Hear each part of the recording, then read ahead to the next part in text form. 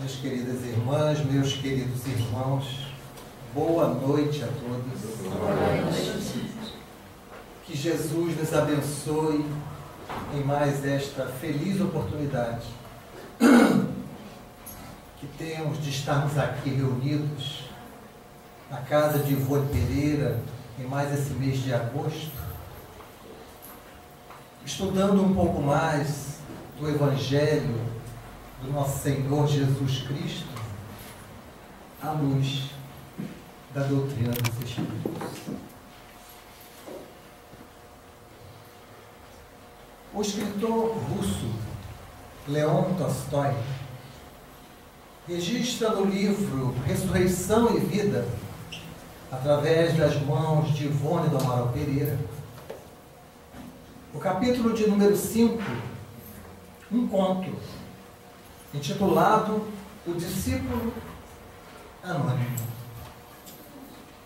Tolstói vai tomar como inspiração o registro do evangelista Marcos, no capítulo 9 do seu Evangelho, versículos 36 a 40. Marcos registra que João se aproximou de Jesus e lhe disse: Senhor, encontramos um homem expulsando demônios em seu nome, mas ele não nos segue e lhe proibimos. Jesus diz para ele: não lhe proíba, pois aquele que expulsa demônios em meu nome, que faz milagres em meu nome, de mim não falará mal. Pois todo aquele que não é contra vocês é a favor de vocês. Inspirado nesta pequena passagem, Tolstói vai registrar que se a época em que Jesus peregrinava existisse alguém que se desse ao trabalho de observar tudo o que se passava à sua volta, além do que já foi registrado pelos 4 evangelistas, muito teria para se contar, a tal ponto que justificaria a afirmativa do evangelista João, que registra no capítulo 21, versículo 25 do seu Evangelho. João vai dizer assim: nem tudo se contou a respeito do Mestre. Se tivéssemos que contar tudo, creio que o mundo seria pequeno para guardar todos os livros. Tolstói relembra isto e continua dizendo: se tivesse alguém, este alguém perceberia um homem jovem, moreno, de olhos cinzas sonhadores, vestido com roupas humildes, uma túnica de algodão azul escuro, um manto de lã marrom, grande e novo. Este homem de cabelos pretos, cheios até os ombros, de barba pequena, negra como os cabelos, muito bem arrumado. Este homem andava com um saco de couro de carneiro, onde lá ele levava 2 roletes, de aproximadamente 30, 40 centímetros cada um. Em um desses roletes havia um papiro enrolado, o outro estava vazio. Ninguém sabia o seu nome. Esse homem acompanhava Jesus por todos os lugares em que ele ia. Sentava-se ao chão discretamente. Nunca chegou a falar com Jesus. Jesus pregava, Jesus curava, e ele anotava no seu rolete de papiro tudo que o mestre falava. Conforme ele ia anotando, o rolete vazio ia recebendo tudo que já estava escrito, e utilizando esta técnica grega de escrita, assim ele seguia com seus estiletes, com as suas tintas coloridas. Quando este homem chegava à noite em seu albergue, sobre as palhas, ele desenrolava todo o rolete e voltava para o início. Relia todas as lições do Cristo. Meditava sobre tudo aquilo que o Cristo falou. Lia e relia e meditava.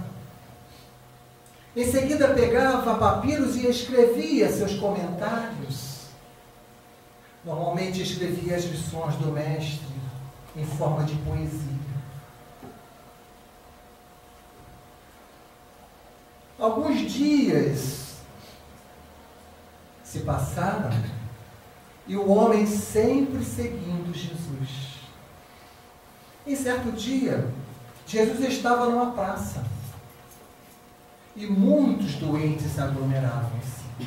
Eram cegos, eram surdos, eram mudos, paralíticos, endemoniados, todos à procura da cura através de Jesus. E lá estava o moço do manto marrom, como chama Tolstói, sentado e tudo observando. Jesus passa a curar a todos. E o homem a anotar tudo que ele via. E o homem eleva o pensamento a Deus, agradecido por ele poder estar ali contemplando aquela maravilha. Mas há um instante supremo, em que o chefe da sinagoga local, chamado Jairo, chega em prantos, ajoelha-se aos pés de Jesus. Ele diz: minha filha está morrendo. Imploro que o Senhor vá até a minha casa para salvá-la. Naquele momento há um burburinho. E a cena marcante na vida daquele jovem do manto marrom. Pois que Jesus, ao ser empurrado daqui, empurrado dali, aproximou-se daquele jovem. E a exemplo do que havia acontecido com aquela mulher hemorroíça, que tocou a borda do seu manto e ficou curada, a ponta do manto de Jesus roça o rosto daquele homem do manto marrom. Ele toma a ponta do manto de Jesus e lá deixa um ósculo de gratidão. Beija o manto de Cristo. Lágrimas correm dos seus olhos. O Cristo percebe. Olha para ele. Coloca suas mãos sobre a sua cabeça, o abençoa. Apenas troca um olhar com ele, sem dizer nenhuma palavra. Segue acompanhado de Pedro, Tiago e João para a casa de Jairo. O moço do manto marrom vai mais atrás, discretamente. Quando chega próximo à casa de Jairo, percebe o ambiente fúnebre, todos chorando, pois a menina havia expirado. Mas o moço do manto marrom sabia que algo extraordinário aconteceria. Senta-se sobre uma pedra, tomando uma sombra de uma oliveira, e aguarda, porque sabia que dentro de instantes toda aquela situação se modificaria. E algum tempo depois, eis que um ambiente fúnebre transforma-se em aleluias. Jairo abre sua casa para que todos possam entrar e verificar que a sua filha de 12 anos, Jesus deu a sua mão e ela se levantou curada. O homem do manto marrom, tudo anotava, silenciosamente, sem ter nenhum contato com Jesus. Era um discípulo anônimo. Mas veio a tragédia do Calvário. Jesus retorna ao mundo espiritual e o homem fica inconsolável. Alguns dias depois, o homem está no seu albergue sob as palhas, chorando inconsolável a falta do Mestre. Debruça-se sobre os roletes e acaba cansado, adormecendo. adormece e sonha. Vê Jesus entrando no seu albergue, iluminando o seu quarto. Jesus, como fez na cura da filha de Jairo, coloca novamente a mão sobre a sua cabeça e diz: filho querido, preciso que você vá buscar os jovens, as crianças, e conte tudo que você anotou. Não cure apenas os corpos, cure também as almas. Porque aquele homem tornou-se um discípulo que também curava. A sua primeira experiência, ele estava numa praça, ainda quando Jesus estava encarnado. E desde a madrugada, muitas pessoas doentes estavam aguardando Jesus. Já era metade do dia. Jesus não havia aparecido, nem os seus discípulos. E a maioria eram homens endemoniados, se retorcendo ao chão. E aquele homem foi tomado de compaixão ao ver os seus irmãos sofrendo. E no impulso irrefreável, colocou a mão sobre um dos endemoniados e disse-lhe, de forma autoritária, em nome de Jesus Nazareno, o Filho de Deus vivo, retira-te deste homem e vai em paz. Aquele endemoniado estrebuchou mais um pouco e depois se levantou curado. E assim ele passou a curar. Na primeira cura, como registrou Tolstói, João o repreendeu. Mas depois da advertência do mestre, João voltou, pediu-lhe desculpa humildemente e disse-lhe que ele estava autorizado por Jesus a continuar as suas curas. Mas Jesus lhe aparece em sonho para dizer-lhe que ele não deveria somente curar os corpos, mas deveria principalmente curar as almas, porque os corpos são perecíveis. Jesus diz que ele deveria reunir as crianças e os jovens para falar dos seus ensinamentos. No dia seguinte a este sonho, o moço do manto marrom acorda bem disposto. Toma do seu pífano uma espécie de flauta e do seu alaúde um instrumento de cordas. Vai até o mercado de Jerusalém. Senta-se e começa a tocar a boa música. A música suave. E as crianças e os jovens, atraídos por aquela música, vão se chegando. Dentro de algum tempo, ele estava rodeado de crianças e de jovens. Para a sua música. E diz para todos, irmãozinhos, sentem-se, porque eu vou contar para vocês a história do príncipe que desceu dos céus para amar os homens sofredores. E a partir daquele dia, o homem, o moço do manto marrom, que não ainda havia abrido a sua boca, passou a pregar o Evangelho do Cristo. Todas as manhãs e todas as noites, as tardes eram reservadas para o seu trabalho material. E assim ele prosseguia. O homem envelheceu, as crianças cresceram, os jovens também. E o moço do manto marrom agora poderia ser visto em Jerusalém, mas as crianças então já o chamavam do velho do manto roto, porque ele ficou velho, o seu manto também, e continuava a tocar o pífano, continuava a tocar o alaúde, continuava a agregar as pessoas, e quando todos já estavam conquistados pela sua música, ele falava dos ensinos do Cristo.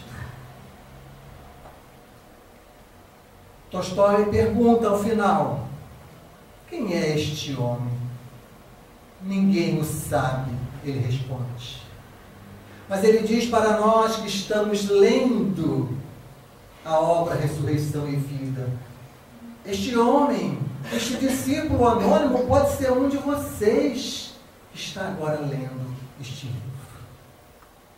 E quando nós escolhemos esta passagem para a noite de hoje, para lembrarmos dessa querida benfeitora que dá nome a esta casa, é porque ela em toda a sua vida foi, ou pelo menos tentou ser ao máximo possível, uma discípula anônima.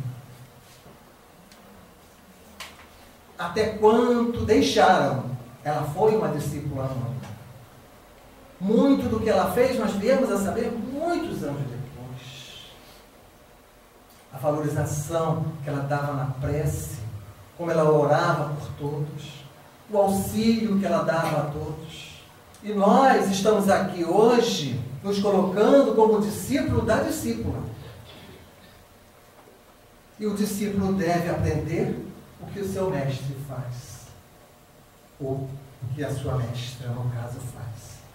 E é para isso que nós estamos aqui, para observarmos as lições que ela nos deixou, não para exaltarmos a sua personalidade, pois temos certeza, por tudo que conhecemos da sua personalidade, ela ficaria muito brava com a gente, mas para tirar lições para nós, para a nossa vivência, para o nosso dia a dia. É isso que ela deseja de cada um de nós. Não é que nós fiquemos admirando e nos emocionando com os seus feitos, porque ela sempre foi uma discípula anônima. O que ela quer é que a gente tome as suas lições como exemplo de vida e passe a fazer lá fora tudo que a gente aprende aqui dentro. É para isso que nós nos reunimos aqui semanalmente. Muitas são as suas obras. E em todas elas nós precisamos estudar várias vezes, porque a cada vez mais que a gente estuda, a gente descobre aspectos diferentes que não tínhamos percebido anteriormente. A obra de Ivone Pereira é de uma riqueza enorme. Mas hoje, nós escolhemos trazer algumas reflexões que estão contidas neste livro.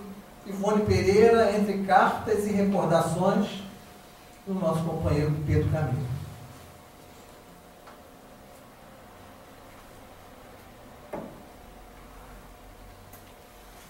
O Pedro Camilo foi muito feliz ao ter esta ideia, certamente inspirada, de buscar, de fazer uma pesquisa sobre as cartas que a Dona Ivone escreveu, pois que ela tinha este hábito de atender a todos.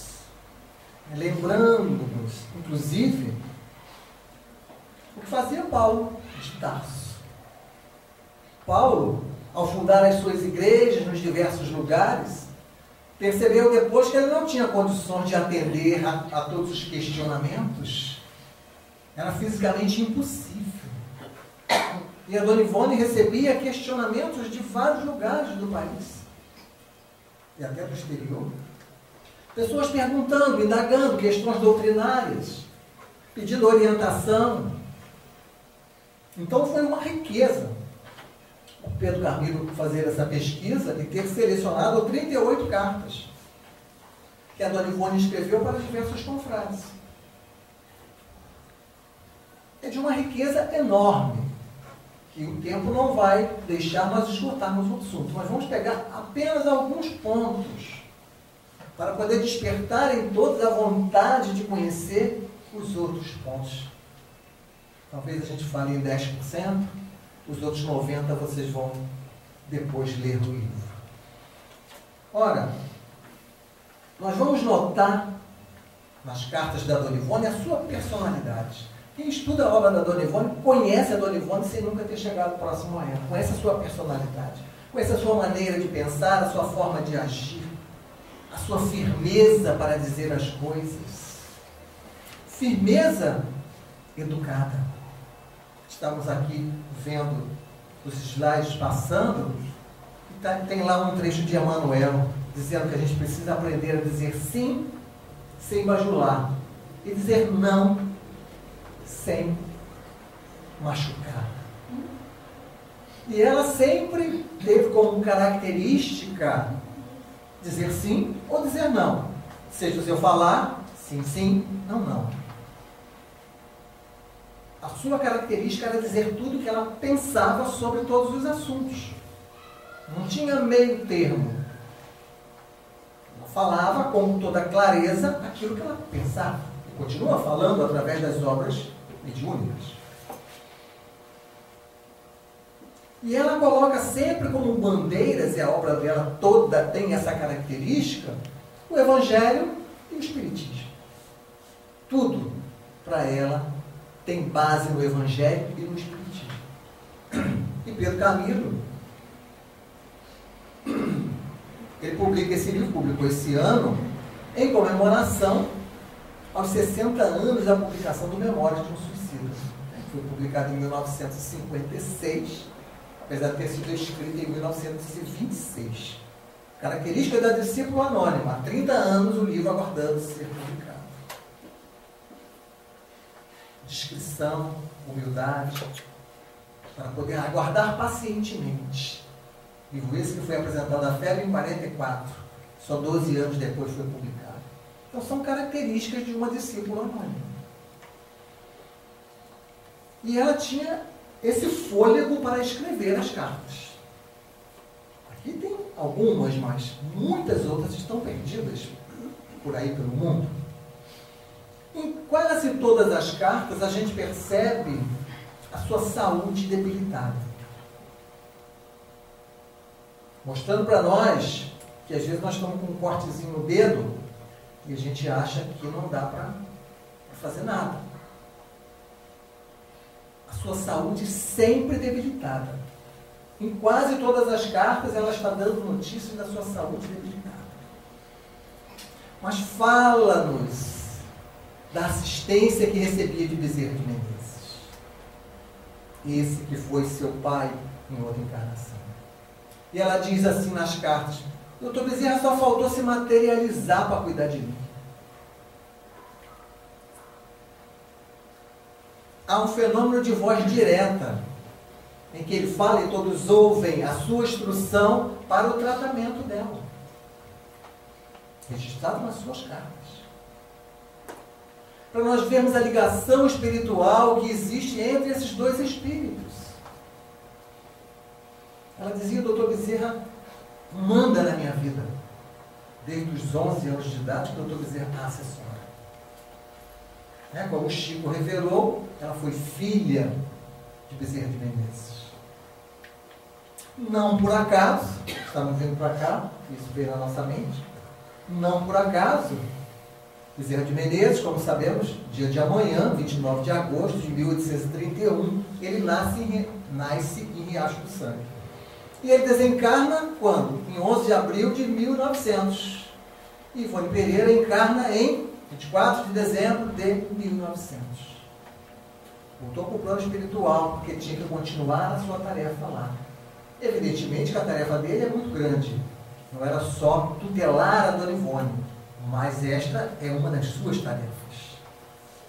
Então, ele sempre cuidou da Dona Ivone. Cuidou como uma filha.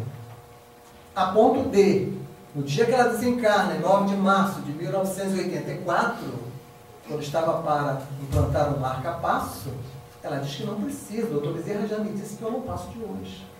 Então ela sabia que ia desencarnar naquele dia. E disse para o médico que não carece fazer nada. O Dr. Bezerra já me falou. Estou voltando hoje para o mundo espiritual. Ela, em certa carta, ela vai falar de algumas virtudes que nós precisamos para desenvolvermos a tarefa na casa espírita. E ela enumera 5 virtudes: a coragem, o amor, a renúncia, a paciência e o trabalho. Não vamos nem dizer para o trabalho na casa espírita, para o trabalho de discípulo anônimo, que não precisa ser na casa espírita. Pode ser dentro do nosso lar, pode ser no nosso ambiente de trabalho, na sociedade, em todos os lugares onde nós estivermos, nós podemos ser discípulos anônimos. A coragem. Sem coragem nós não fazemos nada. Mas entendendo bem o que é coragem, como dizem os filósofos, e especialmente o Cosme Massi dá uma aula sobre isso, ele vem dizer o seguinte, que a virtude é o ponto médio entre dois extremos, em cada extremo tem um vício. É exatamente isso. Qualquer virtude é assim. A coragem, por exemplo, é o ponto médio. Do lado de cá, nós temos o quê? O medo. Né? Nós temos a covardia. E do lado de lá, a imprudência. Então, nem sendo covarde, nem imprudente, enfrentando tudo de qualquer jeito. Mas a coragem. O amor, evidentemente. Nós precisamos gostar de gente. Se a gente não gosta de gente, a gente não consegue ser discípulo anônimo.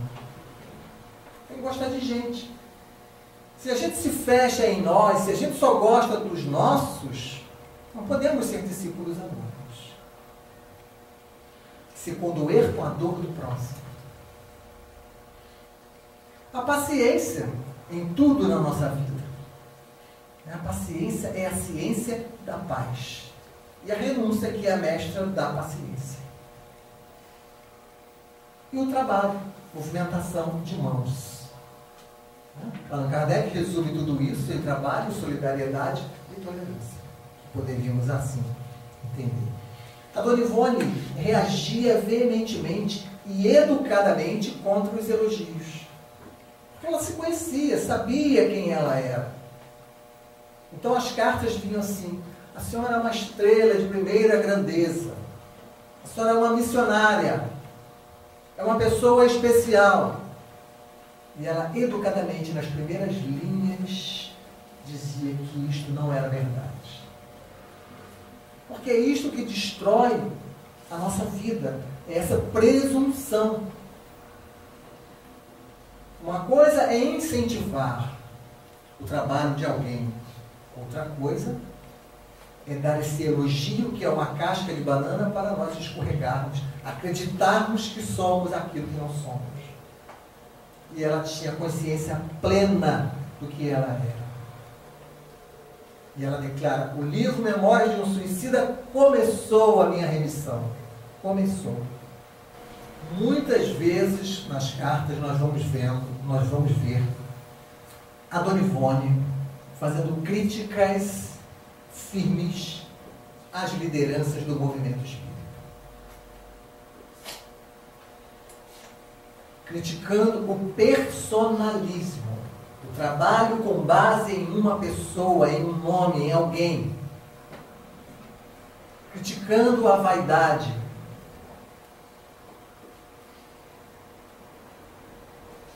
E ela dizia: chega a ser insuportável. Esse é o termo que ela vai usar na carta. A vaidade e a incompetência. Seja se eu falar, sim, sim, não, não. Mas ela não falava a incompetência do jeito que a gente fala, você é um incompetente. Não. Ela falava com educação e doçura. Mas a verdade. Porque isso que atrapalha é o trabalho do discípulo. É quando ele acha que só ele sabe fazer. É quando ele acha que tudo tem que ser do jeito dele.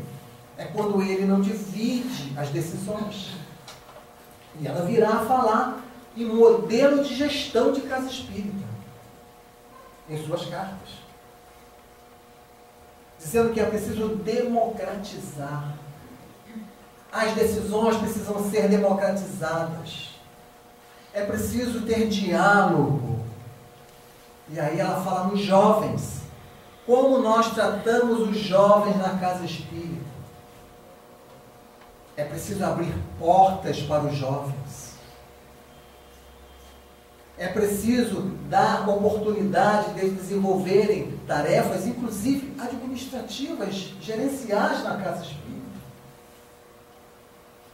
E não colocarmos os jovens apenas como pessoas que vão cantar música, que vão ficar lá no canto, cantando. Também vão fazer isso. Mas é o futuro da casa espírita. Então ela critica com veemência esse modelo autoritário. esse modelo personalista, esse modelo em que as pessoas vão para os holofotes. Ela sempre fugiu dos holofotes. Em que as pessoas fazem tudo utilizando o seu nome para estar na frente de tudo. E quando nós somos discípulos anônimos, porque a gente está pensando na gestão da casa espírita, nós vamos pensar aqui na gente, na nossa relação, que é a mesma coisa. É não acharmos que porque já aprendemos um pouquinho do Evangelho do Cristo ou da doutrina espírita, que somos pessoas melhores ou diferentes. Não somos. Mas a gente está tendo a oportunidade de conhecer alguma coisa que podemos levar lá para fora. Que podemos fazer aquilo que o Cristo pediu ao moço do manto marrom. Educa. Cuida das almas. Então, aqueles próximos a nós, especialmente a nossa família. Mas para educar, é preciso educar-se. Nós precisamos dar exemplo. Então, se a gente quer educar um filho que a gente ama, a gente precisa dar exemplo para ele do que nós fazemos. Em tudo nós precisamos exemplificar. É isso que o Cristo pede para o moço do manto marrom. E pede para nós. Todos nós somos educadores e somos educandos. Onde nós estamos sempre trocando convicções, trocando valores. Por isso que é importante nós sermos discípulos do Senhor. Lembrando que ser discípulo é diferente de ser aluno, como afirma Carlos Torres Pastorino. Aluno é aquele que aprende aquilo que o professor ensinou, até é capaz de repetir, mas não pratica. E discípulo é aquele que vive aquilo que o mestre ensina. Então, o que nós precisamos para sermos discípulos anônimos é viver aquilo que a Dona Ivone viveu. Nós estamos falando nele o Cristo, estamos aqui sendo discípulo da discípula, para ficar mais fácil para a gente.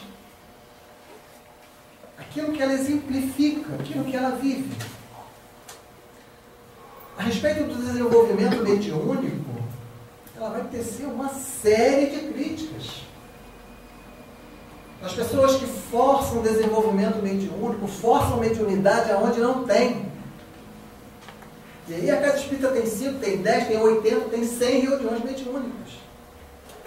Então ela fala com clareza, é falta de estudo, é incompetência. Mediunidade tem que ser espontânea, é o que ela diz. E várias vezes ela fala, nós só escolhemos aqueles pontos onde ela tocou mais. Tocou mais de uma vez. Então, as pessoas, ela diz, perdem a base de Allan Kardec. E trazem ideias pessoais. E é impressionante como isso acontece. Somos testemunha de que isso acontece.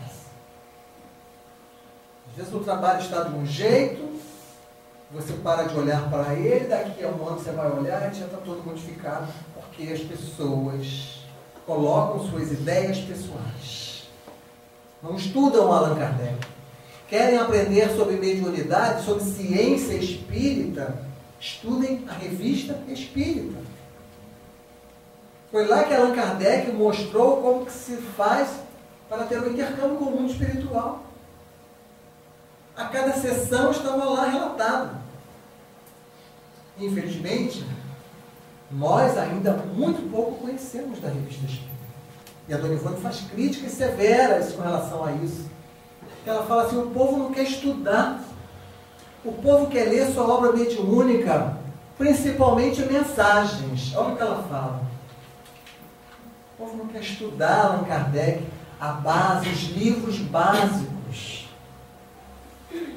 Então a gente perde o nosso tempo precioso estudando coisas de menor importância, que não vão nos dar a base para nós fazermos avaliação sobre o trabalho que é desenvolvido.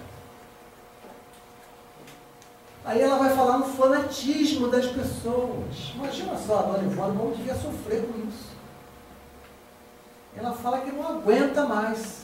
Porque as pessoas querem saber se deve casar com aquele homem ou não. E vão perguntar para ela. Devia ter também os homens perguntando se deviam casar com aquela mulher, mas ela não falou isso. Mas devia ter. Então as pessoas querem buscar o médium para coisas da sua vida pessoal, para coisas corriqueiras. Não entendem o que é a responsabilidade mediúnica. Ela veio principalmente para trazer essa magnífica obra chamada Memória de um Suicida. Todas as outras vieram a reboque. Eu creio que essa já seria suficiente para a sua vida, para a sua missão nessa vida. Então, ela reclama que as pessoas ficavam buscando ela para esse tipo de consulta. Ela reclama das pessoas que abusam da boa vontade, dizendo que haviam visitas que ficavam 8 horas na sua casa. Imagina uma pessoa ocupada. A gente vê ela escrevendo as cartas e dizendo: desculpa o atraso, mas eu estou com muita coisa, não consigo escrever. Não tinha internet, não tinha e-mail, não tinha WhatsApp, era na mão. Então ela diz isso. Tomem cuidado para vocês não abusarem das pessoas que vocês admiram. Diz ela. Não abusarem tomando o tempo. Porque às vezes, e ela dizia, eu tentava me esquivar, mas às vezes não é possível. Da mesma forma que ela diz que nunca atendeu a esses pedidos materiais. Mas ela dizia, dá trabalho para você se esquivar da pessoa. Às vezes a gente faz isso sem nos darmos conta. A Dona Ivone sempre teve a dor do seu lado. Discípula para nos ensinar que se vive com a dor. A dor é companheira, amiga, é irmã. A dor é que faz nós irmos para onde precisamos ir.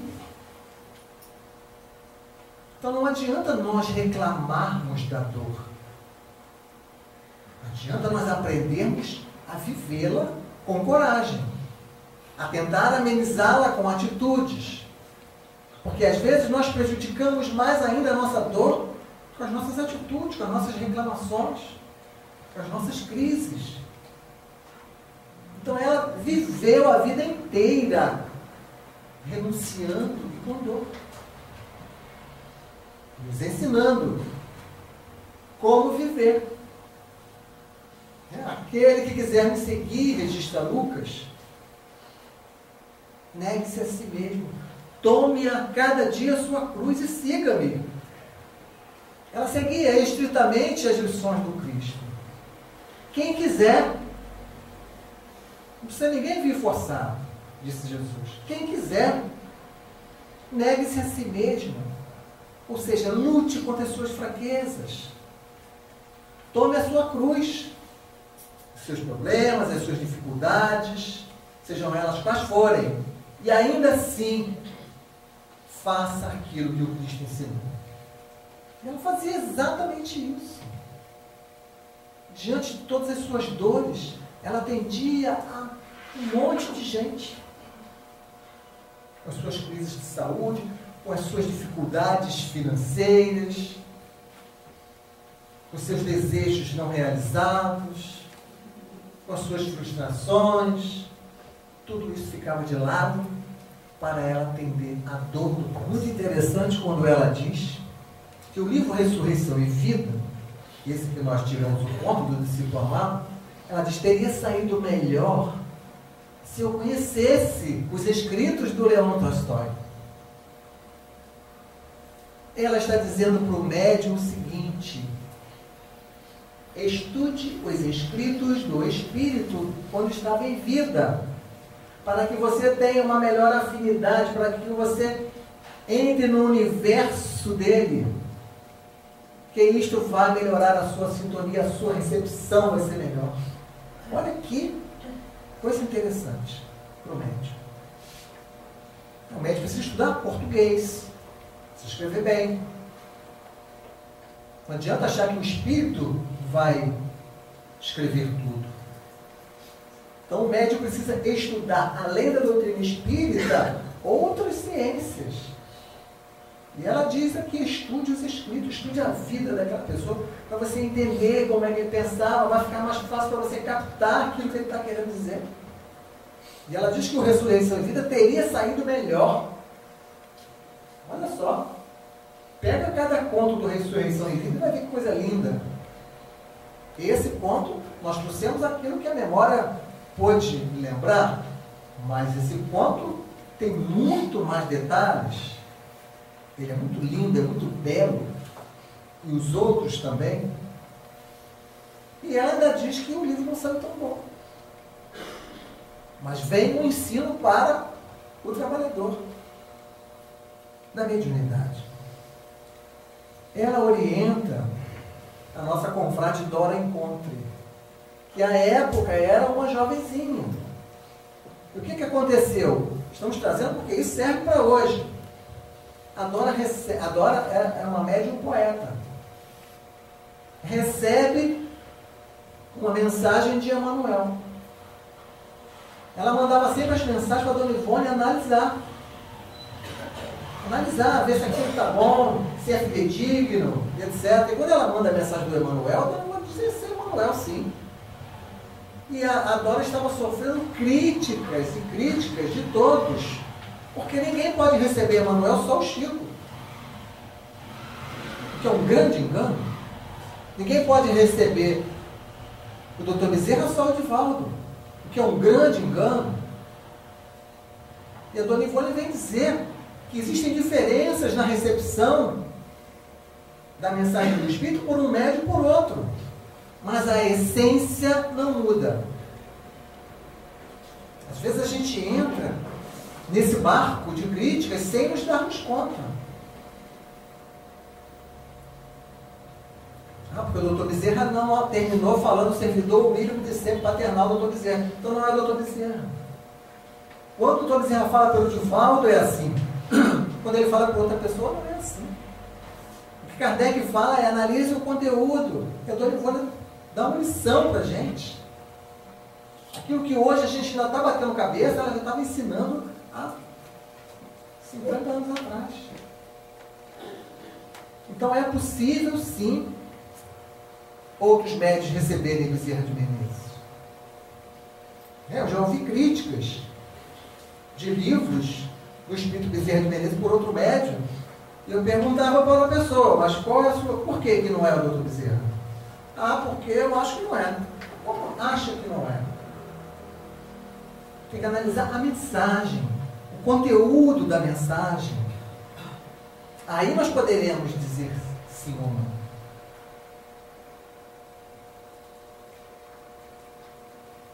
Ela tinha um carinho especial pela orientação dos jovens. Porque ela sabia que é importante cuidar do jovem. Ela orientava núcleos de jovens, mostrando como se deve tratar o jovem na casa espírita, dando espaço para eles trabalharem. Ora, a nossa companheira Sandra Borba, ela escreve um artigo na revista Reformador, tomando por base esse texto do discípulo anônimo, para falar do trabalho de evangelização, para fazer uma analogia entre o discípulo anônimo e os evangelizadores. Mas nós podemos fazer essa analogia com todos nós. Porque, como falamos, todos nós podemos ser discípulos, somos evangelizadores em todos os lugares que nós estamos, de adultos, ou de crianças, ou de jovens, ou de idosos. Então, a Sandra faz uma analogia, dizendo assim, aquele que quer ser um discípulo tem que fazer como o moço do manto marrom. Ele tem que primeiro ser tocado, como ele foi tocado pelo manto de Jesus. Então a gente tem que, de fato, ter convicção de que é isso que eu quero viver na minha vida. Eu entendi as lições do Cristo com as lentes da doutrina espírita. E isso é bom para mim. Eu quero isso. Eu tenho essa convicção. Fui tocado. Depois ela diz aceitar o chamado.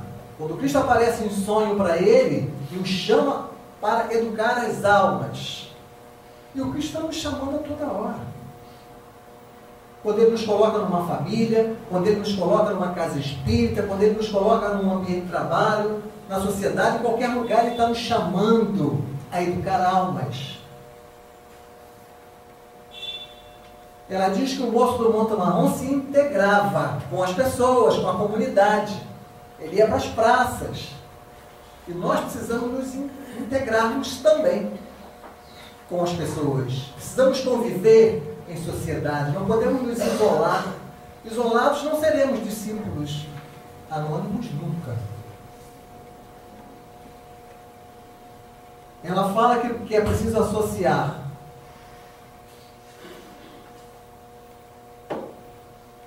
as técnicas, o estudo e o sentimento. E que o moço do Monte Marrom fazia exatamente isso.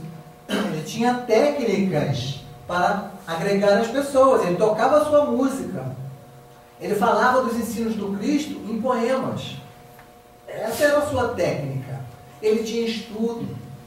Ele ia para casa, estudava, relia, meditava, colocava as suas anotações. E ele tinha, acima de tudo, amor, sentimento. Sem sentimento pelas pessoas, pelo ser humano. Não é pela pessoa A ou pela pessoa B. É pelo ser humano. Sem sentimento, nós não podemos ser discípulos do Cristo. Porque em tudo está o sentimento. É preciso a gente se condoer com a dor do próximo. Para nós podermos ir na sua direção, como a Dona Ivone sempre fez. O discípulo era anônimo, diz a Sandra Borba. Nós precisamos fazer um trabalho anônimo. Não podemos ficar alardeando qualquer coisa que fazemos. Muito pelo contrário. Devemos ficar discretos como discípulo anônimo. E é preciso se educar. É preciso praticar, vivenciar aquilo que o Cristo ensinou, para nós podermos ter a autoridade moral de levar para alguém. Como que eu vou querer pedir para alguém ser paciente se eu não sou paciente? Como que eu vou querer pedir para alguém ser tolerante se eu não sou tolerante? Então, na medida em que a gente vai conseguindo introjetar em nós as lições do Cristo, nós vamos poder passar com autoridade para as pessoas que convivem conosco. Nós vamos poder ser discípulos anônimos com a autoridade do moço do manto marrom, que sentava-se sobre a pedra, sentava-se sobre as suas pernas e falava do Cristo com amor, com convicção, comovido, como a Dona Ivone fazia e faz até hoje, que continua trabalhando. Então esse é um convite para nós aprendermos a ser discípulos anônimos. Um convite para nós fazermos o bem, porque essa é a única salvação que nós temos. Allan Kardec coloca fora da caridade não há salvação. Fazer o bem é a única saída para nós. Olhar para o nosso próximo e ir na direção das suas dores é a única saída para nós. Se nós não fizermos isso, se nós não assumirmos a nossa essência, porque a nossa essência é fazer o bem, mas nós ainda nos debatemos com a nossa essência, nós nunca seremos felizes. A felicidade, ela será um resultado da prática do bem.